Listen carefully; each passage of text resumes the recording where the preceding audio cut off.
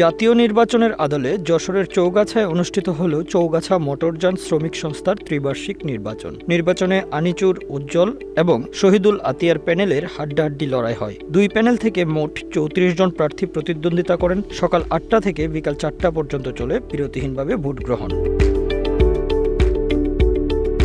১৬০০ motor শ্রমিক প্রয়োগ করেন তাদের ভোটাধিকার। জাতীয় নির্বাচনের আদলে ভোট গ্রহণ হওয়ায় ভোটারদের মাঝে ব্যাপক উৎসাহ ও উদ্দীপনা বিরাজ করতে দেখা গেছে। অপরদিকে নির্বাচন সুষ্ঠু ও শান্তিপূর্ণ করার লক্ষ্যে আইনশৃঙ্খলা বাহিনী ছিল সতর্ক অবস্থানে। আমাদের দুটো প্যানেলে ১৭ জন করে প্রার্থী আছে, শান্তিপূর্ণভাবে নির্বাচন হচ্ছে। আমি বর্তমান রানিং সেক্রেটারি আছি, আমার সেক্রেটারি প্রার্থী। আশা করি যে আমাদের প্যানেল পূর্ণ বিজয় হবে। 60% ভোট কাস্ট হয়েছে। জাতীয় নির্বাচনে যারা ভোট দিচ্ছি তারা কমিয়ে দিচ্ছি, সমস্যা নেই, উৎসবভাবেই ভোট দেওয়া হচ্ছে। সকাল ৮টা থেকে শুরু হয়েছে। ভোটের পরিবেশ খুব সুন্দর পরিবেশে ভোট হচ্ছে। পরিস্থিতি খুবই ভালো, অনেক অনেক ভালো। যারা এই শ্রমিক ইউনিয়নে যারা আছেন তারা অনেকে অনেক রকম ভাবতেছিলেন।